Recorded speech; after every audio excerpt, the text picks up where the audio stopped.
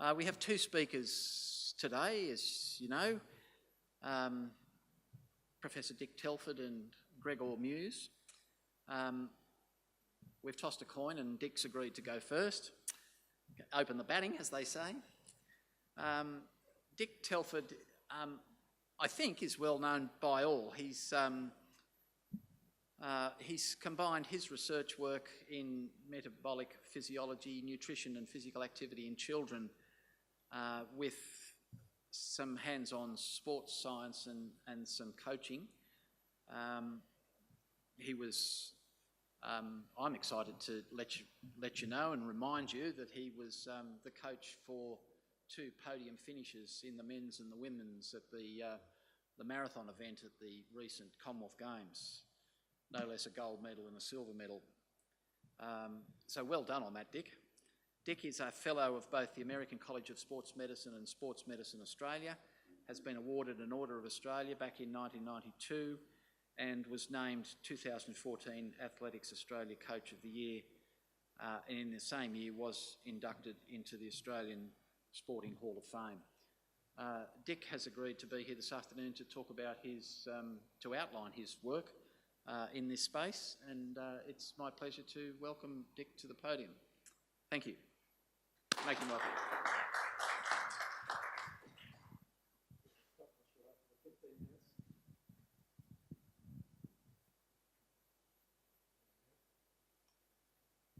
Good. Thanks very much, David.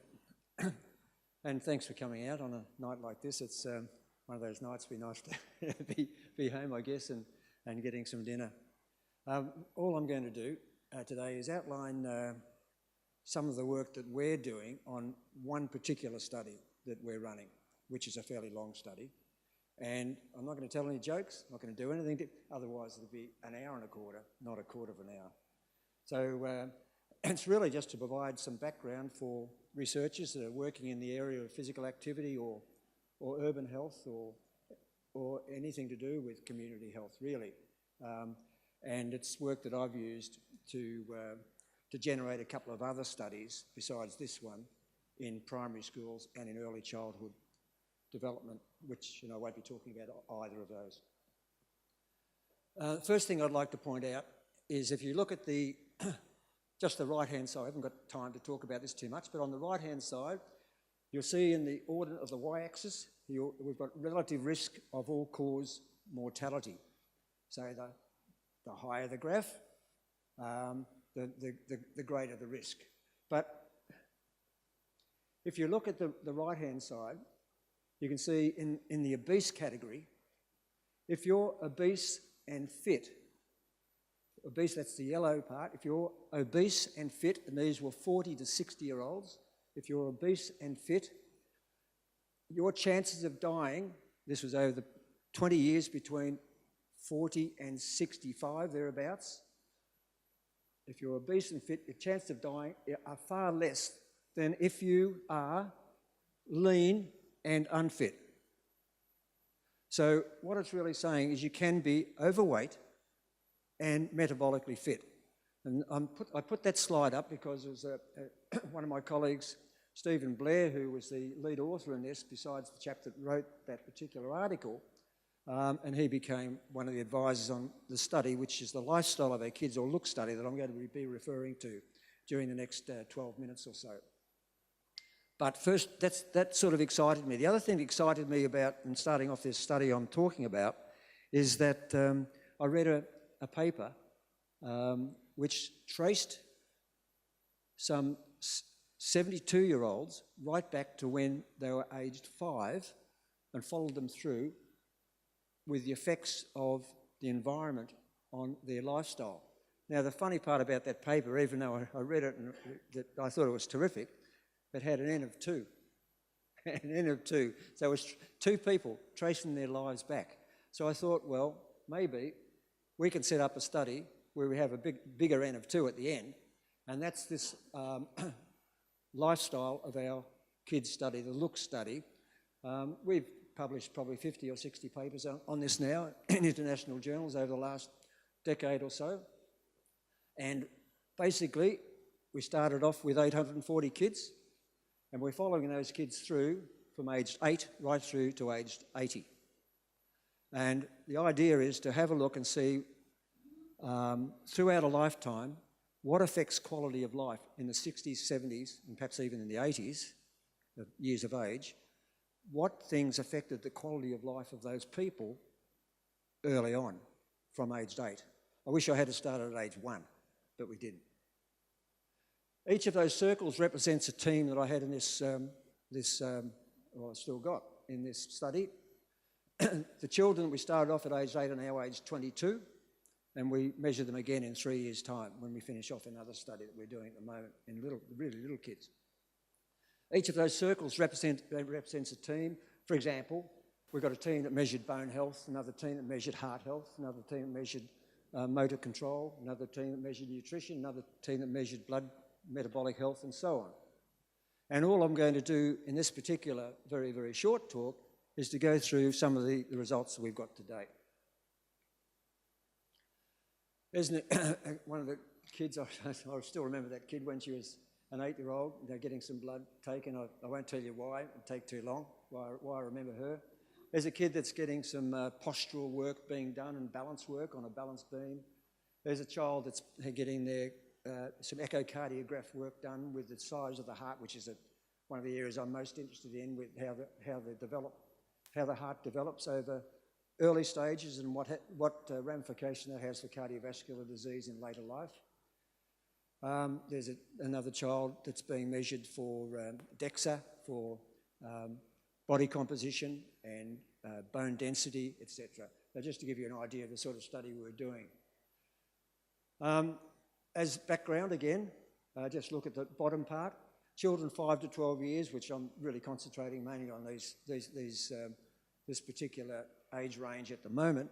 Children of 5 to 12 years are supposed to get, to maintain good health, 60 minutes of moderate and vigorous exercise a day. Now, moderate and vigorous exercise is really just exercise that I'm doing now or anything greater. That's moderate and vigorous. So it's not that much. 60 minutes is not that much. It can be made up any way, and there's no study that's been done to work out whether making it up by doing 20-minute efforts or 5-minute efforts or 1-minute efforts is any better than anything else.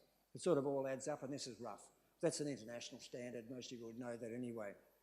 Now, the kids we measured were the kids that were middle class, so-called middle class kids around Canberra, in primary schools in Canberra. That's where we did the study. I was supposed to do it because of the grant that I got over in England, but we ended up doing it here in Canberra. It suited me much better to do it where I live. Now, did these kids meet international recommended levels of physical activity? Well, the answer's no, not really. Not anywhere near it, because only 31% of the boys at age 12, I only pick out the 12-year-olds at this stage, and 16% of the girls made that recommended standard of 1 hour a day. So our kids are physically inactive, but that's typical of Australia, typical of other results that we've seen from other researchers around, the people who are doing surveys around. So our kids were typical kids. How did our kids shape up weight-wise? Well, 23% of the girls and 26% of the boys were classified as overweight and obese by International Body Mass Index standards. So our kids are a bit fat, a bit too fat. I'm more interested in physical activity than fatness, but it's a fact that we've got to take into account.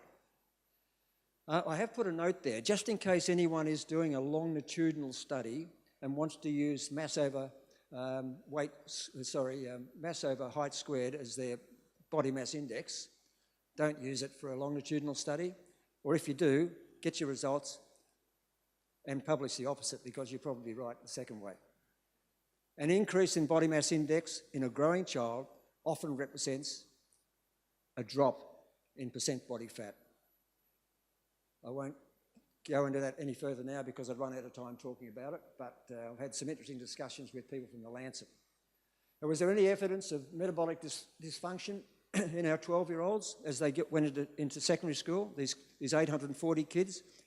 Now, remember, we started at age 8, and they've done a study right through to age 12. At this particular point I'm talking about, what were they like when they went into secondary school? Well, this is Canberra kids who are supposed to be pretty healthy kids. 23% of the boys and 31% of the girls had borderline or elevated insulin resistance.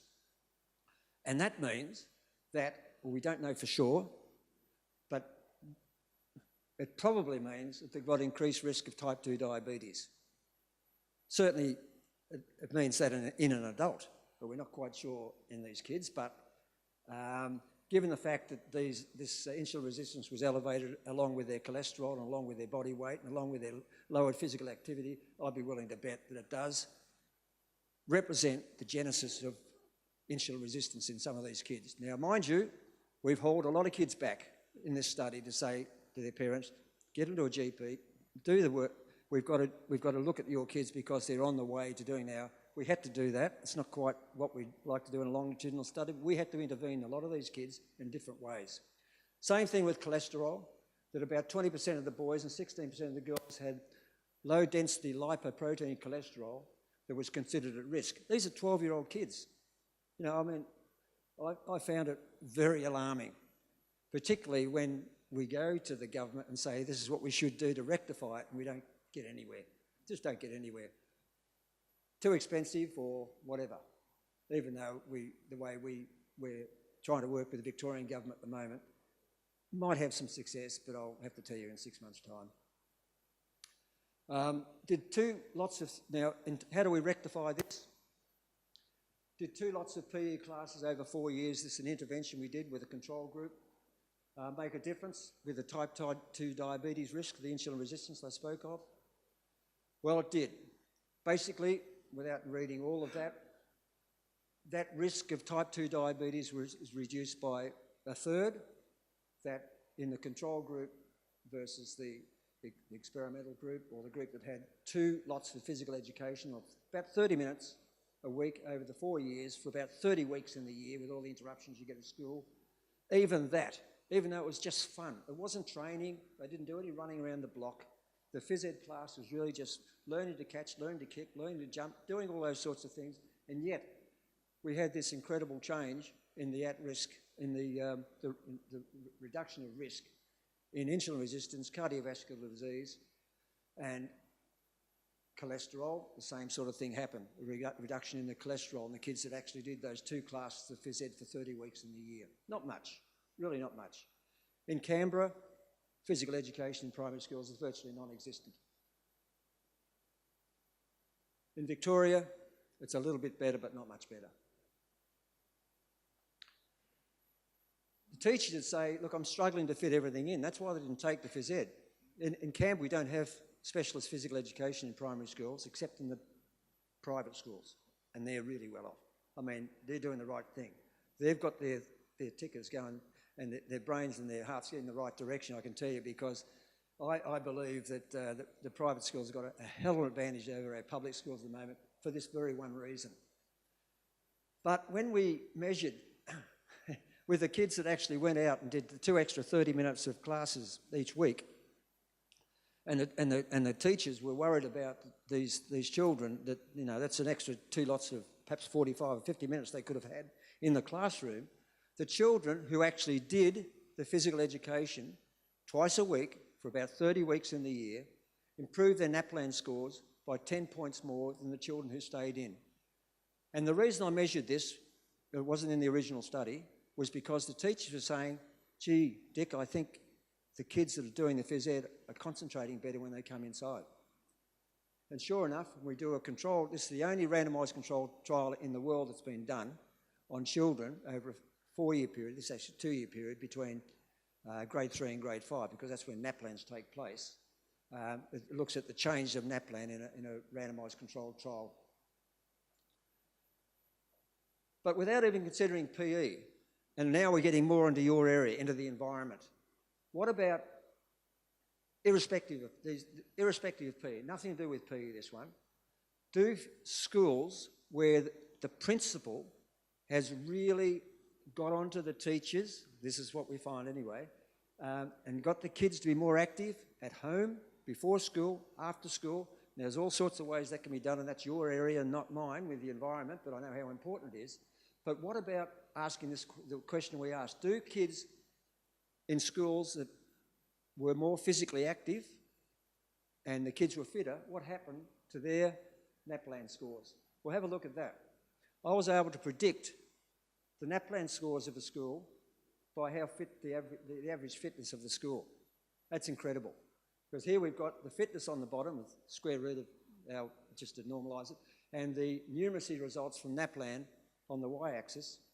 And I remember talking to a group of principals, had a rough guess, knowing the fitness of the kids in that particular school we'd measured, and I was pretty close to their NAPLAN score average in that particular group. Well, it had to be because it's a fairly good graph. The other thing I want to make mention of, which I thought, and I'm just writing another paper on this actually at the moment, is what drives fatness? Everybody talks about diet and kids eating too much and eating too much sugar and eating too much fat, but it's not what we found in our trial. And I found it twice, and 2 colleagues have found it overseas when you set things up right and measure things correctly.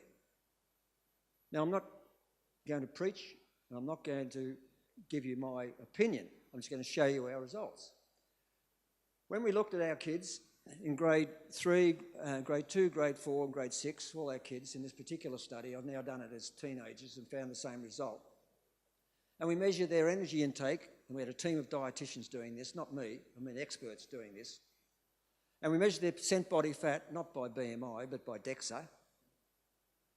Then the amount they eat has got nothing to do with how fat they are. And it sounds counterintuitive, and it is. It doesn't seem to make sense. But the kids who actually ate more, or the kids who actually became leaner, I'll start again. The kids who were leaner at any age group, or the kids who became leaner, actually ate more food than the kids who went in the opposite direction. Why? Because of that.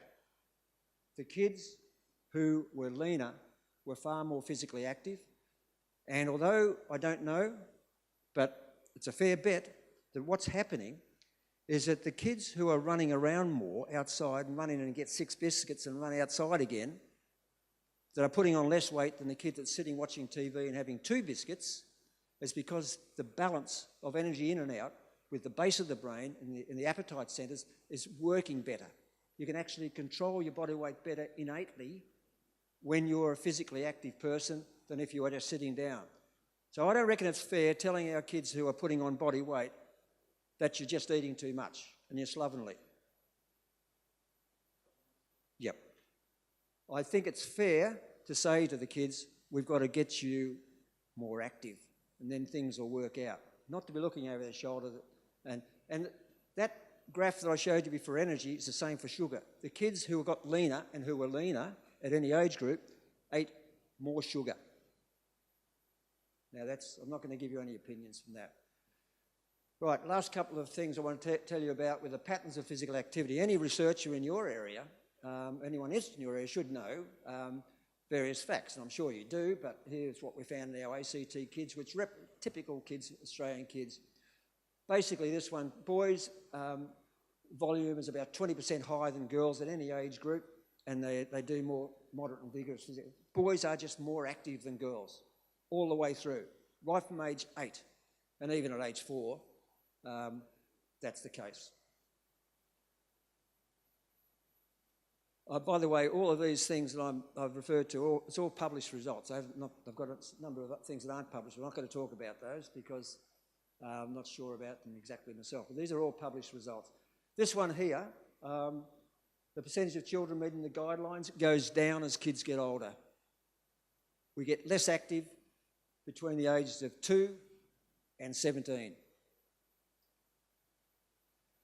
This is an interesting one. That Telford RM there is not me. That's my son Rowan, who did his PhD here in one of the studies he led. Days of the week. This is a strange one. You look at the days where the kids are playing cricket, netball, basketball, soccer, Saturday and Sunday, the 2 least active days of the week. It's ridiculous. There's a lot of things that coaches can learn about not having kids sit on the sideline watching sport or getting them active in sport, not just trying to win. But that's an interesting slide. I mean, we've used that a lot in a lot of our research to follow that one up. That pattern happened when the kids were 8, 10, 12, and 16. The pattern is reproducible. Every single year we got that same pattern. Finally, or just about finally, the factors influencing physical activity, the environment is a huge, huge factor. 50% of all the well, according to the work that we've done, which is probably only one of thousands of studies, but the environment has a huge influence on the amount of physical activity. All I'm pointing out to you is the importance of physical activity to the psychological and physical health of the kids. And I haven't even spoken about the psychological part. Finish up. I saw this slide about the environment once. There was just the photos. I thought, that's good. That bloke looks pretty content there with his dog, and I reckon that's what it's all about. Getting out in the environment. I just loved getting out for a little jog, even at my old age. I love getting out a jog, looking at the parrots and well, it's too many kangaroos, I know, but still looking at the kangaroos. And it was fantastic. So that's exactly what I like to do. And my poor old dog's died now, and it killed me when that dog died. All right, thanks, David, and thanks for your attention.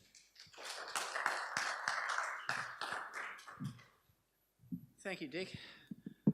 I love how you're so much into physical activity that you walked around the auditorium while you gave your talk. I think that's wonderful. Very good, thank you. Greg Muse is next up, founding director of the international Think and Do Tank, he describes it as, Urban Synergies Group, or USG, committed to shaping healthy communities worldwide.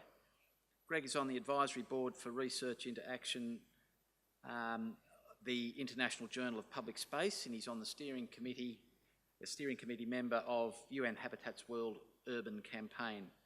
Greg holds an honorary adjunct position at the Centre for Research and Action in Public Health here at the University of Canberra, and lectures on healthy and sustainable places at Technical University Berlin, Yale University, and the University of Kassel, also in Germany. He presented recently at the 9th World Urban Forum, so he's well qualified to speak in this space, and it's with great pleasure that we welcome. You're going to come to the lectern, or are you two going to walk the floor? Welcome, Greg, anyway. Thanks, David. Forgive me, my voice is a bit, I'm suffering with a cold at the moment, so if you can't hear me or can't understand what I'm saying, please make your voice heard, and I'm trying to repeat it.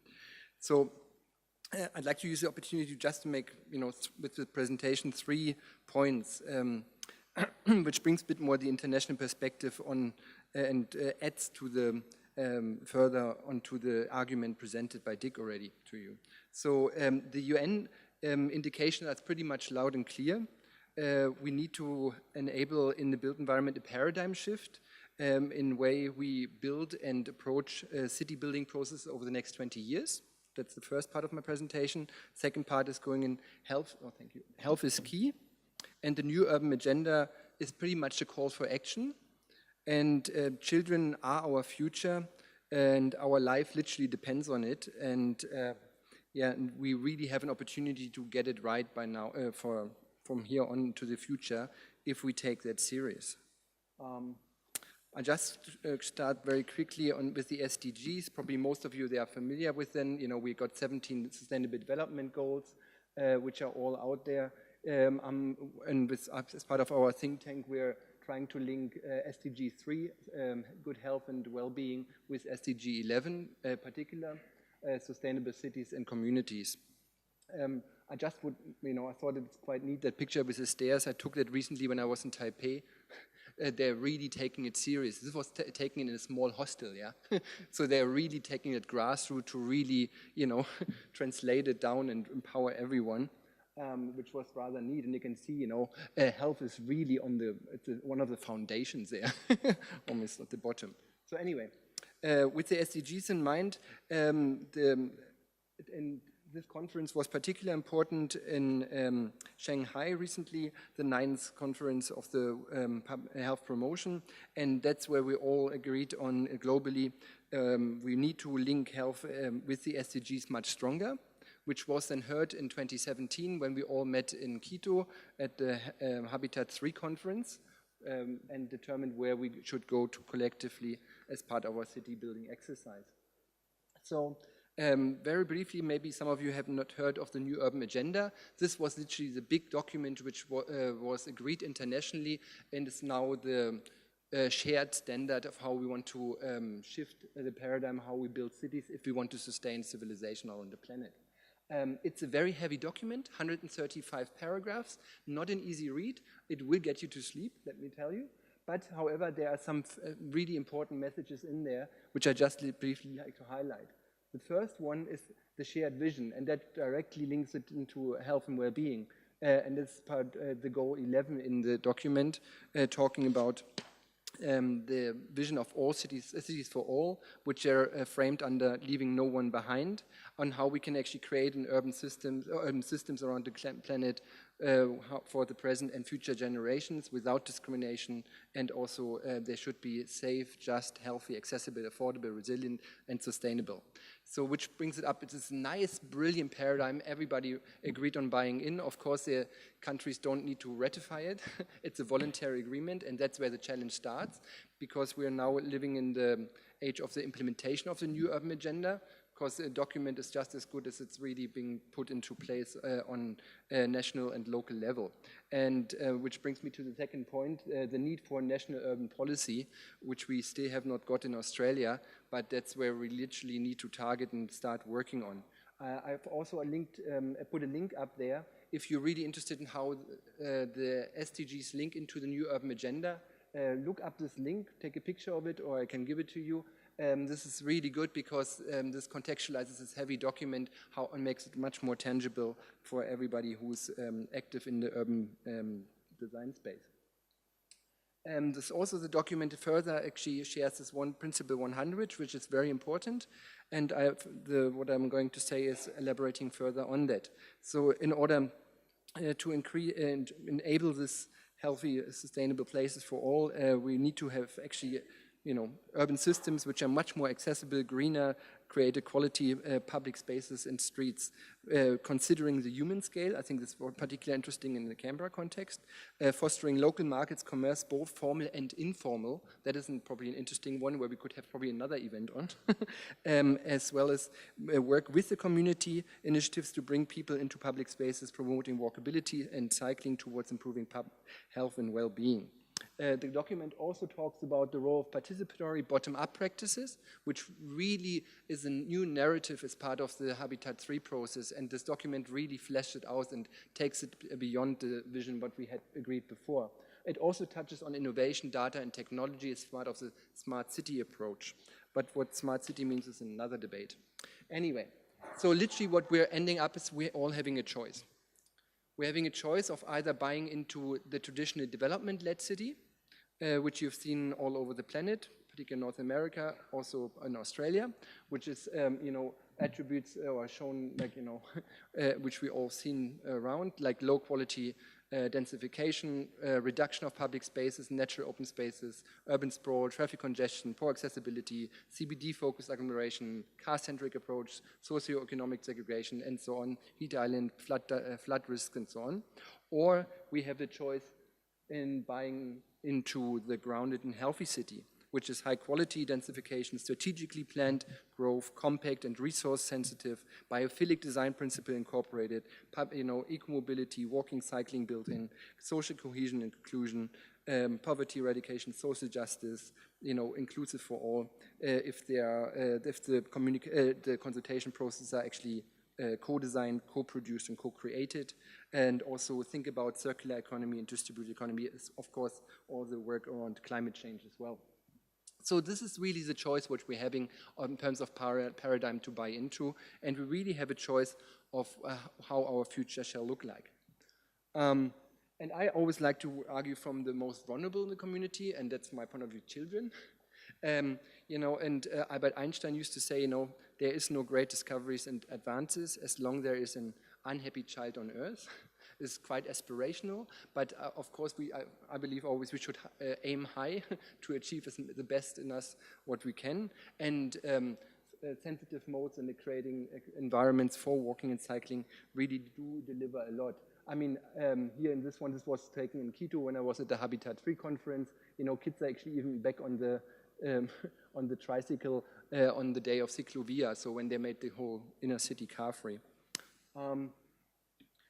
Also, another one is children learn what they live, and that is something we really should take us into our hearts, because and reflect on that what we do with children as part of our everyday life. We either have a choice: are we actually depriving them of meaningful experiences in the physical world, or by locking them away in the car and having a very risk-averse approach to their upbringing, or are we exposing them to controlled risks, where they can actually learn about the environment on their terms and their speed. We know what the evidence says, and this is quite a nice little qualitative study. Maybe some of you have seen that before when I presented it, but it shows you over 5 generations, the study in the UK, and shows the loss of independent childhood mobility and the loss of opportunities for free play outside. So in this Thomas family, you see, let's say we start with the grandfather. So George was 8 in 1919, and he was allowed to walk 6 miles to go fishing on his own. It's unimaginable today. Yeah? So then you see the grandfather's generation, Jack, age 8 in 1950, he was able to walk 1 mile on his own and play in the woods. Yeah? So that's gone. Mother's generation, Vicky, was age 8, 1979, was allowed to walk alone to the swimming pool, which was half a mile away. And then the son Ed, 8 now, was only allowed to walk to the end of his street, which is 300 yards. So I think it's, if that is something what is going on everywhere, I think in high-income nations, I'd say, it's pretty concerning in terms of the next generation, in terms of a health outcome or opportunities for physical activity in its broadest sense. But we know, and I think pluralistic societies has shown us that very well, that, there's something going on which is much deeper. So, and usually that has nothing to do with the children. It is actually always a parent's issue. And our perception of safety and really our lived values have a lot of things to tell. So, you know, and I think you know, everybody who watched The Simpsons, I think that is something, you know, we can always look into, you know, and see something of reflection. So in this case, you know, I believe our children are our future, but unless we stop them now, so are we really taking action here or not? So the African proverb says, it takes a whole village to raise a child, which really puts the pressure back onto the collective, because, you know, we can just do so much individually, but is it enough in a system change? And research at the Center for Research and Action Public Health here by Tom Cochran showed the physical activity, the fitness standards in the local context have gone down quite a bit. So they should be really up in the 50, 60, 70, 80 percentile. So we experience a right shift towards a lower percentile. And this actually has been based on a lot of well-collected data, and they had more than 22,000 measurements. And it shows you where we dropped in the AC context, you know.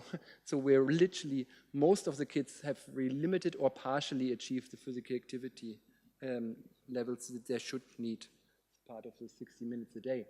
And most recently, that paper came out. That was quite an interesting hoo-ha, because it shows you the endocrine and circulatory disease admission in hospitals between 0 and 24 in Canberra. And as you can see, we have over since 2007 to 2012 an 85% increase in hospital admissions, which shows you actually about something about the opportunity how kids can intrinsically gain or, you know, get the life skills what they need to sustain life. So anyway, it leaves me with a dark question, you know, is the 21st century health prospects for kids in decline? And where are the opportunities to get them active again? So I'd like to focus, because I'm more an urban designer, on the environmental part. So I rather focus on the walk and cycling to school, active travel, as well as renew the activity in parks for free play. So we know what the ideal measures are for physical activity, you know, where we can add that they get at least 60 minutes a day. So all together. So. And at the moment, walking and cycling, they could get 15 to 30 minutes, but we know actually less than a quarter of year 6 children actually really do get it. Same thing with the park access, 12 minutes a day would be great, and we haven't even started to measure that yet. So there is still a great unknown what we're actually dealing with here. We know increased PE in days, which is good that the measurements actually went up, and it's good. And for the diabetes rates, it's brilliant. But altogether, actually, we know there is much more in if we get it right. Yeah. With that in mind, and the linkage to the built environment, what we've run in Canberra here last year, and maybe some of you have been part of it, we run the Urban Thinker Campus as part of the World Urban Campaign, and we pictured the city we need for children, health, and well-being. So this report is freely available on our website, so you can download it whenever you like. Anyway, but these principles which we agreed on, the city we need must be healthy, safe, socially inclusive, affordable, equitable, and support play, walkable, transit-friendly, needs to be managed on metropolitan level. So at the end, what we really do need, and that was what we all agreed on, we need to start recreate the magic in our neighborhoods and start co-creating sticky public spaces. Play and physical activity are actually the glue which holds a neighborhood together if we let kids be active. And we really need to foster and design for it. They need these triggers and these magical hubs where they can actually be independent and make sense of the world around themselves. That's one of my play projects I did in Germany. So what we agreed on were 3 tangible action items. One related to was the children in the built environment. We all 135 participants of 39 organizations in Canberra agreed on we need to design places, better signage for kids and play around neighborhoods, and which help to reduce speeds on streets. Also co-creation of amenities, including around local shops and play spaces to get a bigger bang for the buck. We agreed on designing around children health, and that's really comes down to how we can create co-design processes and engage principals in schools and embedded in the school curriculum, and also how we can create more ownership. Just if we really empower children there, we can really tackle the issue well. And of course, safe walking and cycling paths, which really targets more the parents' perception of safety, and there are different ways to do it. One way is, for example, interactive maps, which are much more conducive to changes in the environment and much more organic, adaptable now. There are smartphone apps, but that is another topic. Checkpoints and social support in systems in schools. Okay, I'm almost finished. Thanks. The last one was then play. Really should target that, linked to safer speeds around areas where kids do play, which is a local neighborhood, 30 or even 15 kilometers per hour.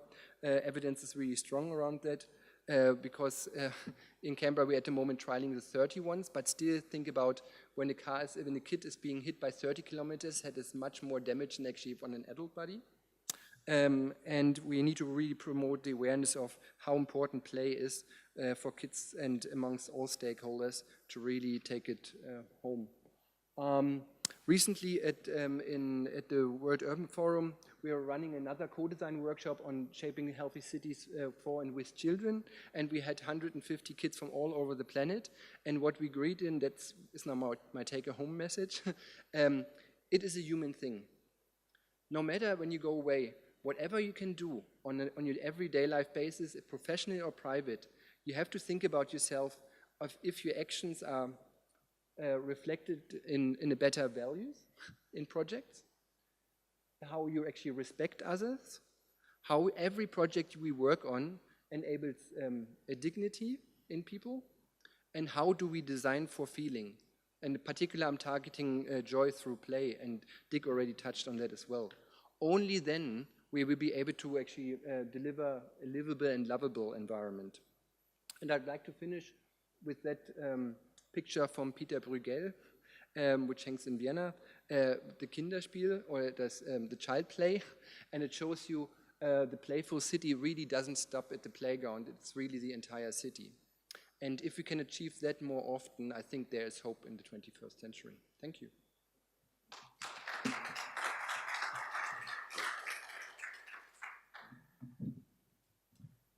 Thanks, Greg.